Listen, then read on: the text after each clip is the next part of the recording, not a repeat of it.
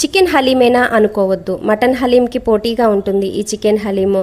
బయట మనం వందలు పెట్టి కొనడం కన్నా ఇంట్లో ఎలా సింపుల్గా చేసుకోవాలో చూద్దాం, వచ్చేయండి. ఒక బౌల్లోకి గోధుమ రవ్వ, మినప్పప్పు, కందిపప్పు, ఎర్ర కందిపప్పు, బార్లీ గింజలు, బాస్మతి రైస్, జీడిపప్పు, బాదం పప్పు అన్ని 2 టేబుల్ స్పూన్స్ తీసుకొని ముందుగా ఇట్లా నానబెట్టుకోండి.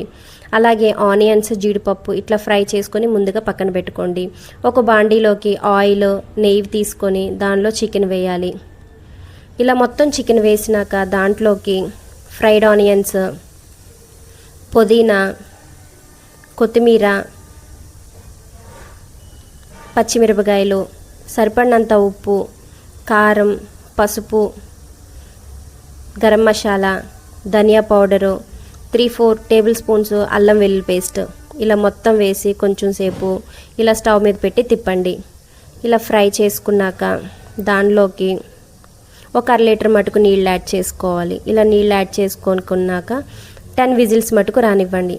వేరే కుక్కర్లో నానబెట్టుకున్న పప్పులు వేసి 2 గ్లాసెస్ మటుకు వాటర్ యాడ్ చేసుకొని 5-6 విజిల్స్ రానివ్వాలి.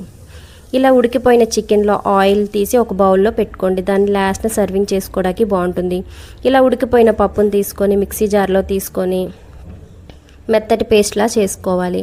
ఇలా చికెన్ మొత్తం మ్యాష్ చేసుకున్నాక ఆ పప్పుల పేస్ట్ కూడా వేసి బాగా ఇలా మిక్స్ చేయండి. ఇలా మిక్స్ చేసినాక దాంట్లోకి ఫ్రైడ్ ఆనియన్స్, పచ్చిమిర్చి, కొత్తిమీర, పుదీనా, చెక్కలు, లవంగాలు, యాలకుల పౌడరు, మిరియాలు వేసి కొంచెం సేపు ఇట్లా బాగా ఇట్లా మ్యాష్ చేయాలి. ఎంతసేపు మ్యాష్ చేస్తే అంత టేస్ట్ వస్తుందండి, మంచి టెక్స్చర్ వస్తుంది. దాంట్లోకి 2 టేబుల్ స్పూన్స్ గీ తీసుకొని ఇంకొంచెం సేపు బాగా మిక్స్ చేయాలి. ఒక 1/2 అవర్ మటుకు ఇట్లా మిక్స్ చేసుకోండి. అంతే. ఆఖరిన మనం తీసుకున్న ఆయిల్ తీసుకొని సర్వింగ్ చేసుకుని ఫ్రైడ్ ఆనియన్స్, జీడిపప్పు వేసి మన చికెన్ హలీం రెడీ అయిపోయింది. మీరు కూడా ఒకసారి ట్రై చేసి ఎలా ఉందో చెప్పండి. బాయ్.